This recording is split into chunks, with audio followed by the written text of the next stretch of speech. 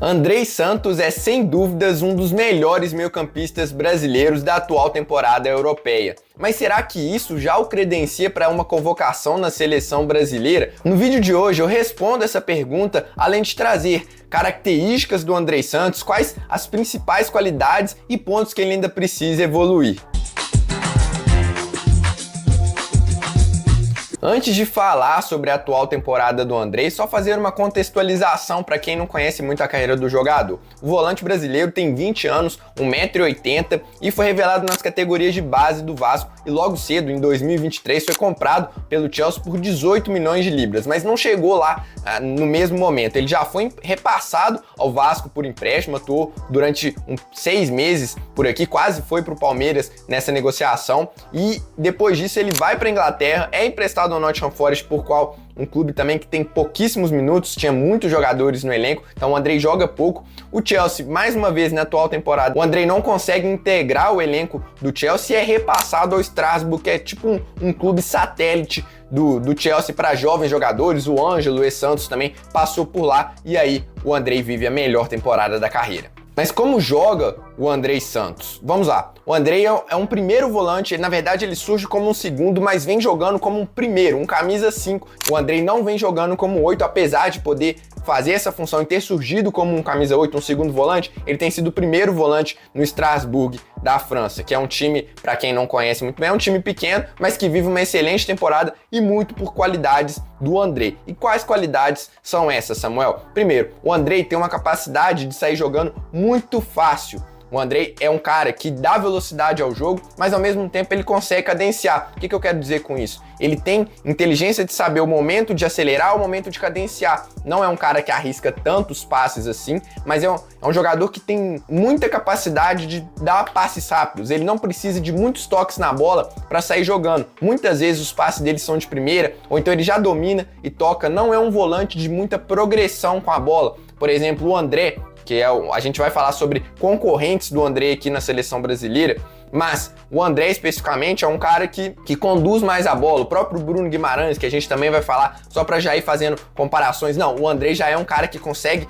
ter uma velocidade um pouco maior em questão de soltar a bola. E uma coisa que o ajuda muito a fazer esse tipo de função são os domínios orientados. O Andrei tem muita qualidade na hora de receber a bola de costas, ele consegue girar, já consegue dominar com o pé mais afastado. Ele só não usa tanto assim o pé esquerdo para fazer esse tipo de jogo, o que é uma crítica que alguns analistas fazem ao Andrei. Falta um pouco mais de jogo com a perna esquerda. Muitas vezes também ele não arrisca tanto. O caso, por exemplo, de jogadores como o André e o Bruno, já são caras que tentam passes mais verticais. Não é que o Andrei não consegue esses passes mais verticalizados. Ele consegue sim, mas não é a principal característica dele. Além disso, o Andrei tem bom jogo aéreo, ofensivo e defensivo. Tanto é que quando eu falar alguns números do Andrei aqui, vocês vão ficar assustados com a quantidade de gols que ele marcou. Tem muita capacidade de infiltrar na grande área, principalmente em jogadas de bola parada. E defensivamente é um cara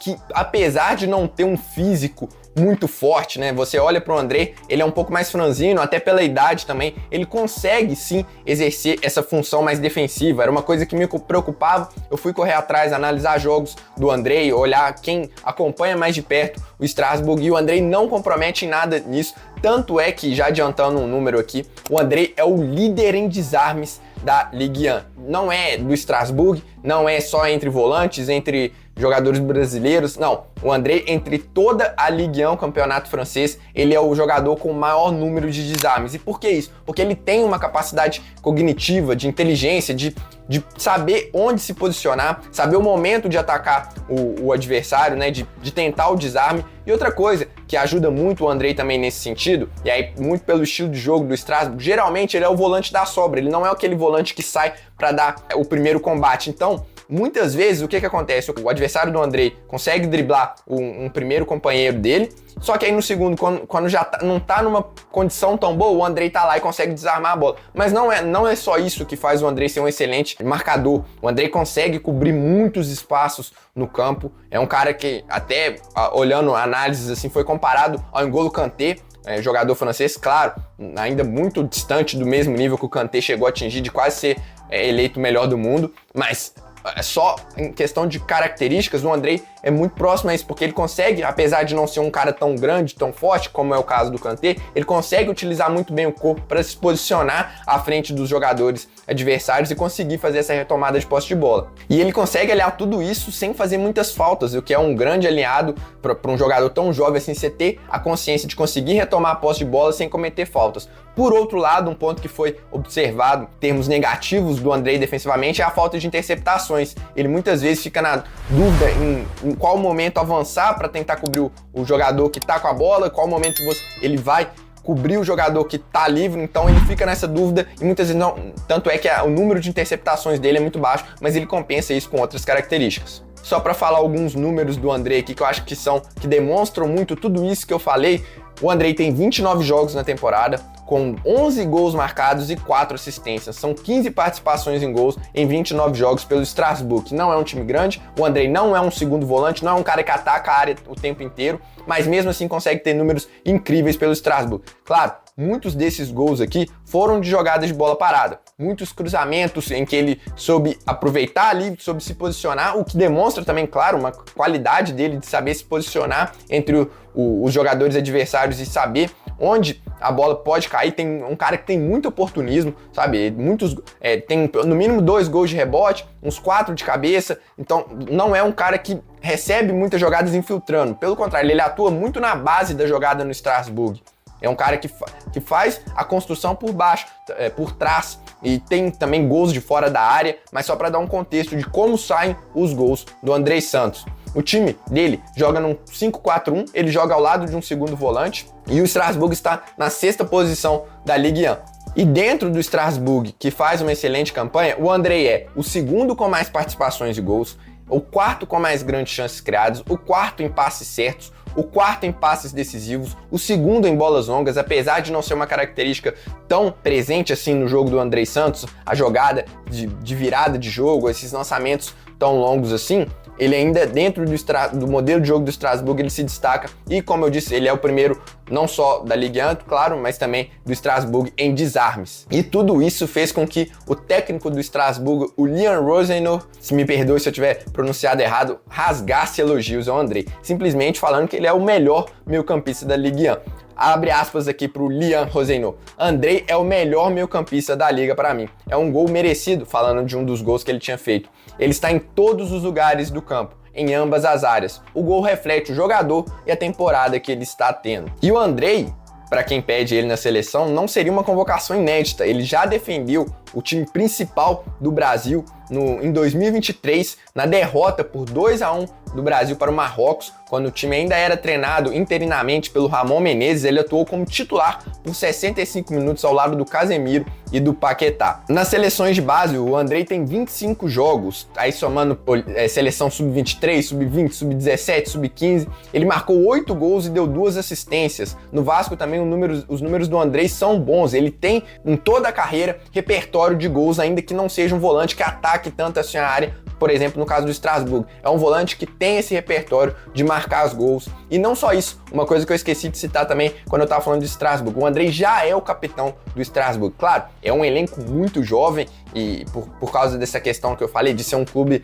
mais que está preocupado em fornecer jogadores ao Chelsea, mas ainda assim o Andrei também era capitão na seleção brasileira de base, então é um jogador de liderança, algo que a seleção brasileira precisa muito. Mas afinal, Samuel, o Andrei já merece estar na próxima lista de convocados da seleção brasileira? Bom, essa pergunta é um pouco complexa, primeiro porque a gente não sabe quem vai ser o técnico da seleção brasileira. Vai depender muito do que o novo treinador da seleção brasileira quer. Ele quer um volante mais pegador, um volante mais completo, que não é tão bom assim defensivamente, mas que entrega ofensivamente. Qual a característica que esse treinador deseja? Depende muito. A gente ainda, quando eu gravo esse vídeo aqui, o Brasil ainda não tem um técnico, e eu acho que é muito importante a gente saber o modelo de jogo do técnico antes de cravar que determinado jogador deveria ser convocado. Mas vamos fazer aqui um exercício. Quais são os principais concorrentes do Andrei atualmente?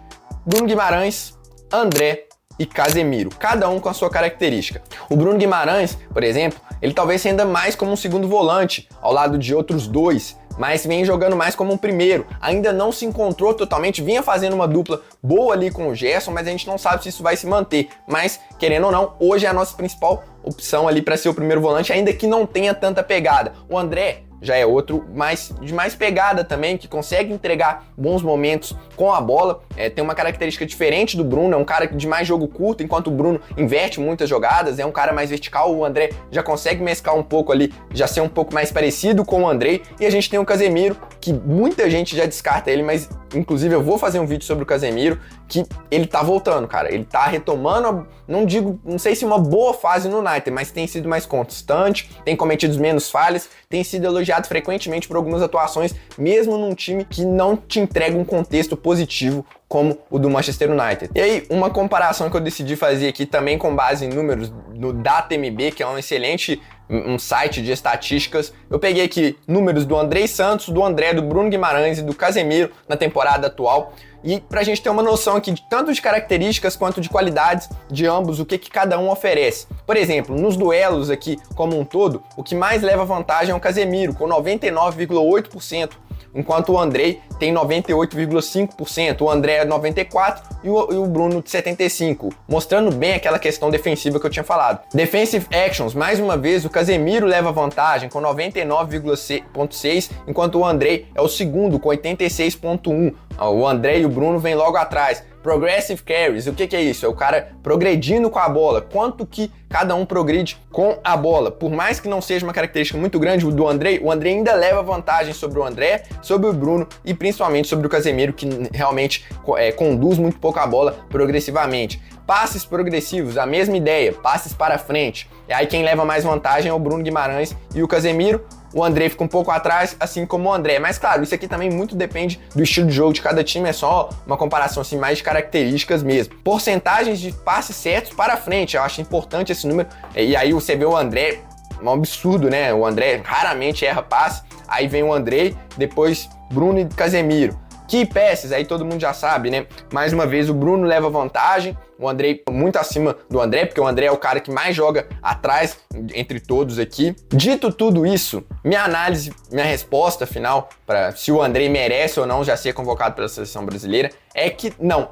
Nesse momento, por mais que toda vez que surge um grande jogador a gente tenha pressa de colocar ele numa seleção brasileira, cara, o André saiu daqui do Brasil como o melhor meio-campista da América, um destaque do Fluminense campeão da Libertadores, tem feito ótimas atuações pelo Wolverhampton na Premier League, um contexto mais difícil. Tem o Bruno Guimarães, que também já está entre os melhores volantes do mundo, por mais que defensivamente não entregue tanto assim, a gente possa encaixar o Bruno como segundo volante também, e eu até acho que inclusive o Casemiro nesse momento esteja um pouco à frente do André. Não descarto o André para a Copa de 2026, pelo contrário, o André já está praticamente confirmado, segundo fontes lá da Inglaterra, que o André voltará ao Chelsea na próxima temporada. Inclusive, a expectativa é que ele já esteja à disposição no Mundial de Clubes. Então o André vai ter uma oportunidade de mostrar o futebol dele em um time mais competitivo, que provavelmente vai estar no mínimo na Champions League ou na Liga Europa, que também já é uma competição mais pesada pro nível do André, tanto Premier League quanto Liga Europa, ou até, quiçá,